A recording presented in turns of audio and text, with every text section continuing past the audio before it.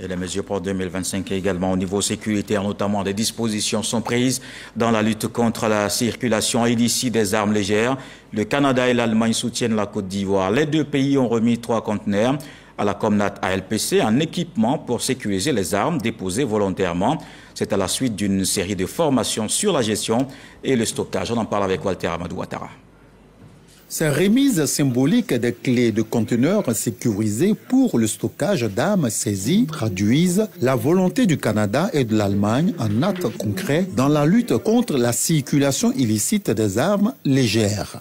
C'est un honneur pour le gouvernement du Canada de pouvoir contribuer à ce projet national, régional, mondial, de réduction de la violence armée dans les pays du Sahel et du Golfe du Guinée. Malheureusement, le problème prolifération des armes légères continue aussi dans cette région. Et vous pouvez transmettre au gouvernement, vous pouvez compter sur l'accompagnement de l'Allemagne. Une armurerie conteneurisée est destinée à la Commission nationale de lutte contre la prolifération et la circulation illicite des armes légères et de petit calibre, et 2 autres iront aux escadrons de la gendarmerie de Tengrela et de Kong.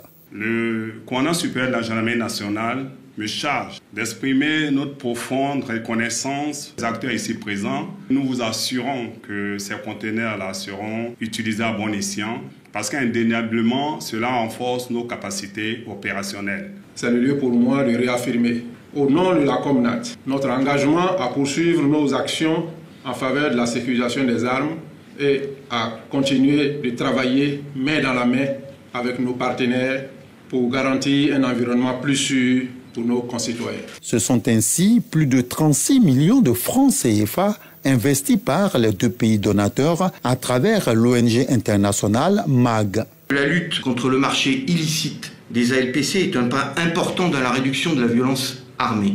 C'est pour cela qu'il est impératif de continuer à investir dans ce secteur qui est essentiel à l'avènement de sociétés pacifiques et inclusives qui contribuent au développement durable. Au nom du ministre de l'Intérieur et de la Sécurité, la directrice de cabinet adjointe traduit la reconnaissance de la Côte d'Ivoire aux initiateurs de ce programme. Dans le cadre de notre politique nationale de contrôle des armes, l'initiative de ce jour constitue une étape tangible dans nos efforts pour prévenir le détournement et la circulation illicite des armes, évitant ainsi que celles-ci se retrouvent malencontreusement entre les mains d'individus ou de groupements illégitimes.